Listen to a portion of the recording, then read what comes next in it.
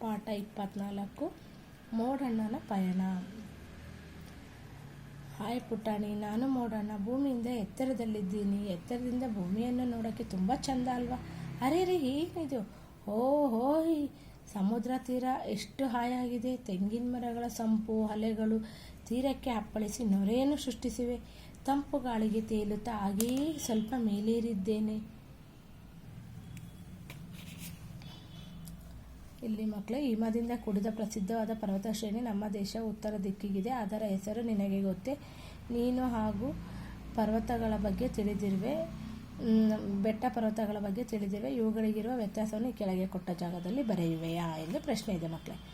ಬೆಟ್ಟಗಳು ಕಿರಿದಾಗಿರುತ್ತವೆ, ಪರ್ವತಗಳು ಬೃಹದಾಕಾರವಾಗಿರುತ್ತವೆ.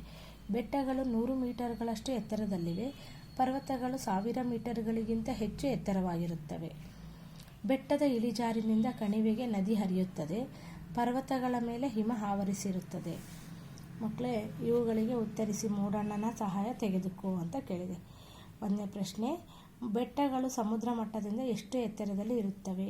ಬೆಟ್ಟಗಳು ಸಮುದ್ರ ಮಟ್ಟದಿಂದ 600 ಮೀಟರ್ಗಳಷ್ಟು ಎತ್ತರದಲ್ಲಿ ಇರುತ್ತವೆ.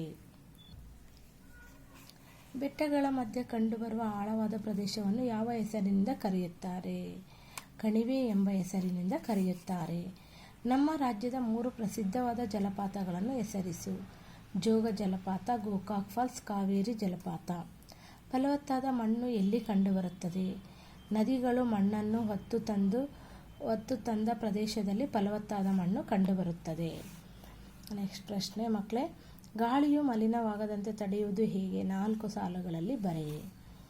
ಗಾಳಿಯು ಮಲಿನವಾಗದಂತೆ ಕಾರ್ಖಾನೆಗಳು ಎತ್ತರದ ಪೈಪ್ಗಳನ್ನು ಹಾಕುವುದು. ಪರಿಸರ ಸ್ನೇಹಿ ವಸ್ತುಗಳನ್ನು ಎಲ್ಲರೂ ಬಳಸಬೇಕು.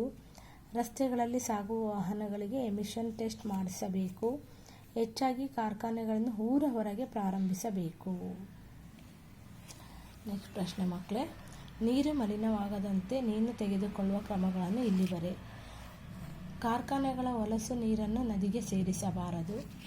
ನೀರಿನ ಸ್ವಚ್ಛತೆಯನ್ನು ಕಾಯ್ದುಕೊಳ್ಳಲು ಸಾರ್ವಜನಿಕರಲ್ಲಿ ಅರಿವು ಮೂಡಿಸಬೇಕು. ನೀರಿನ ಮೂಲ ಸ್ಥಳಗಳಲ್ಲಿ ಜಾನುವಾರುಗಳನ್ನು ತೊಳೆಯಬಾರದು. ನೆಕ್ಸ್ಟ್ ಪ್ರಶ್ನೆ ಮಕ್ಕಳೇ, ಮಣ್ಣಿನ ಮಲಿನತೆಯನ್ನು ಹೇಗೆ ತಡೆಯುವೆ? 2 ವಾಕ್ಯದಲ್ಲಿ ಬರೆಯಿರಿ. ಸಾವಯವ ಗೊಬ್ಬರದ ಬಳಕೆಯನ್ನು ಹೆಚ್ಚಿಸಬೇಕು. ಪ್ಲಾಸ್ಟಿಕ್ ವಸ್ತುಗಳ ಬಳಕೆ ನಿಷೇಧಿಸಬೇಕು ಮಕ್ಕಳೇ. ನೆಕ್ಸ್ಟ್ ಪ್ರಶ್ನೆ ಮಕ್ಕಳೇ, ಹವಾಮಾನ ಮತ್ತು ವಾಯುಗುಣ. ಕೆಳಗಿನ ಚಿತ್ರಗಳನ್ನು ವೀಕ್ಷಿಸಿ ಸರಿಯಾದ ವಾಕ್ಯವನ್ನು ಚಿತ್ರಗಳಿಗೆ ಹೊಂದಿಸಿ. ಇಲ್ಲಿ ಕೊಟ್ಟಿದ್ದಾರೆ ನೋಡಿ ಮಕ್ಕಳೇ. ಸೂರ್ಯ, ಬಿಸಿಲು ಪ್ರಖರವಾಗಿದೆ. ಮೋಡ ಕವಿದಿದೆ. 2ನೇದು, ಮಳೆ ಬರುತ್ತಿದೆ. 4ನೇದು, ಗಾಳಿ ಬೀಸುತ್ತಿದೆ. ನೆಕ್ಸ್ಟ್ ಪ್ರಶ್ನೆ ಮಕ್ಕಳೇ, ಹವಾಮಾನ ಮತ್ತು ವಾಯುಗುಣ ಇವುಗಳ ನಡುವಿನ ವ್ಯತ್ಯಾಸವನ್ನು ಇಲ್ಲಿ ಬರೆ. ಹವಾಮಾನ ಒಂದು ಪ್ರದೇಶದ ನಿರ್ದಿಷ್ಟ ವಾತಾವರಣವೇ ಹವಾಮಾನ. ವಾಯುಗುಣ ದೀರ್ಘಕಾಲಿಕ ಹವಾಮಾನದ ಮೊತ್ತವೇ ವಾಯುಗುಣ. ಇಲ್ಲಿ ಕೆಲವು ಸನ್ನಿವೇಶಗಳನ್ನು ಕೊಟ್ಟಿದೆ, ಅವು ಯಾವ ಕಾಲಕ್ಕೆ ಸಂಬಂಧಿಸಿವೆ ಎಂಬುದನ್ನು ಬರೆ. ಕ್ರಮ ಸಂಖ್ಯೆ, ಸನ್ನಿವೇಶ, ಸಂಬಂಧಿಸಿದ ಕಾಲ. ಸನ್ನಿವೇಶ, ತಣ್ಣೀರಿನಲ್ಲಿ ಸ್ನಾನ ಮಾಡುವುದು ಬೇಸಿಗೆ ಕಾಲ ಮಕ್ಕಳೇ. ಉಣ್ಣೆ ಉಡುಪುಗಳನ್ನು ಧರಿಸಿ ಬೆಚ್ಚನೆ ಅನುಭವ ಪಡೆಯುವುದು ಚಳಿಗಾಲ. ಫ್ಯಾನ್ ಗಾಳಿಗೆ ಕುಳಿತುಕೊಳ್ಳಲು ಬಯಸುವುದು ಬೇಸಿಗೆ ಕಾಲ. ರೇನ್ಕೋಟ್ ಧರಿಸಿ ಓಡಾಡುವುದು ಮಳೆಗಾಲ. ಮರಗಳು ಎಲೆಗಳನ್ನು ಉದುರಿಸುವುದು ಚಳಿಗಾಲ. ಛತ್ರಿಗಳನ್ನು ಬಳಸುವುದು ಮಳೆಗಾಲ. ಬೇಸಿಗೆ ಕಾಲದಲ್ಲಿ ಬಿಸಿಲು ಹೆಚ್ಚು. ನೀನು ಧರಿಸುವ ಬಟ್ಟೆಯಲ್ಲಿ, ಸೇವಿಸುವ ಆಹಾರದಲ್ಲಿ ಬದಲಾವಣೆ ಇರುತ್ತದೆ, ಗಮನಿಸು. ಬೇಸಿಗೆ ಕಾಲದಲ್ಲಿ ನೀನು ಎಂತಹ ಆಹಾರ ಸೇವಿಸುವೆ? ಇಲ್ಲಿ ಬರೆ.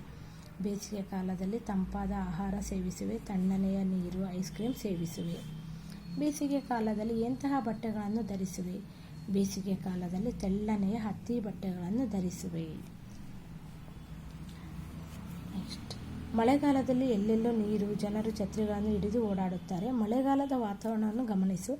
ಆಗಸದಲ್ಲಿ ಆಗಾಗ ಹೊಳೆಯುವ ಮಿಂಚನ್ನು ನೀನು ನೋಡಿರುವೆ. ಮಿಂಚು ಕಂಡುಬಂದ ಕೆಲವು ಕ್ಷಣಗಳಲ್ಲಿ ಗುಡುಗಿನ ಶಬ್ದ ಕೇಳುತ್ತದೆ, ಏಕೆ ಎಂಬುದನ್ನು ಶಿಕ್ಷಕರಿಂದ ಕೇಳಿ ತಿಳಿದುಕೋ. ಈ ಚಿತ್ರವನ್ನು ಗಮನಿಸು. ಇದರ ಹೆಸರನ್ನು ಇಲ್ಲಿ ಬರೆ. ಕಾಮನಬಿಲ್ಲು. ಕಾಮನಬಿಲ್ಲು ಯಾವಾಗ ಕಾಣಿಸಿಕೊಳ್ಳುತ್ತದೆ? ಕಾಮನಬಿಲ್ಲು ಮಳೆಗಾಲದಲ್ಲಿ ಕಾಣಿಸಿಕೊಳ್ಳುತ್ತದೆ. ಕಾಮನಬಿಲ್ಲಿನಲ್ಲಿ ಎಷ್ಟು ಬಣ್ಣಗಳನ್ನು ಗುರುತಿಸಬಲ್ಲೆ? ಅವುಗಳ ಹೆಸರನ್ನು ಇಲ್ಲಿ ಬರೆ. ಕಾಮನಬಿಲ್ಲಿನಲ್ಲಿ 7 ಬಣ್ಣಗಳಿವೆ. ಅವುಗಳೆಂದರೆ ನೇರಳೆ, ಬೂದು, ನೀಲಿ, ಹಸಿರು, ಹಳದಿ, ಕಿತ್ತಳೆ, ಕೆಂಪು, ಬಣ್ಣಗಳಿವೆ. ಚಳಿ ಹೆಚ್ಚಾಗಿರುವ ಕಾಲವೇ ಚಳಿಗಾಲ. ಈ ಕಾಲದಲ್ಲಿ ಜನರು ಬೆಚ್ಚಗಿನ ಬಟ್ಟೆಗಳನ್ನು ಧರಿಸುತ್ತಾರೆ. ಮರಗಳು ಚಳಿಗಾಲದಲ್ಲಿ ಎಲೆಗಳನ್ನು ಉದುರಿಸುತ್ತವೆ. ಚಳಿಗಾಲದಲ್ಲಿ ಸೇವಿಸುವ ಆಹಾರ ಪದಾರ್ಥಗಳನ್ನು ಪಟ್ಟಿ ಮಾಡು. ಬಿಸಿಯಾದ ಅನ್ನ, ಬಿಸಿಯಾದ ಸಾಂಬಾರ್, ಬಿಸಿ ಬಿಸಿ ರೊಟ್ಟಿ, ಬಿಸಿ ಬಿಸಿ ಇಡ್ಲಿ ಮತ್ತು ವಡೆ, ಕಾಫಿ ಮತ್ತು ಚಹಾ. ಕಾಮನಬಿಲ್ಲಿನ ಬಣ್ಣಗಳನ್ನು ನೆನಪಿನಲ್ಲಿಡಲು ಬಳಸುವ ಆಂಗ್ಲ ಭಾಷೆಯ ಪದವೇ ವಿಬ್ಜಿಯೋರ್. ಈ ಅಕ್ಷರವನ್ನು ಬಳಸುವ ಬಣ್ಣದ ಮೊದಲನೇ ಅಕ್ಷರವನ್ನು ಸೂಚಿಸುತ್ತವೆ.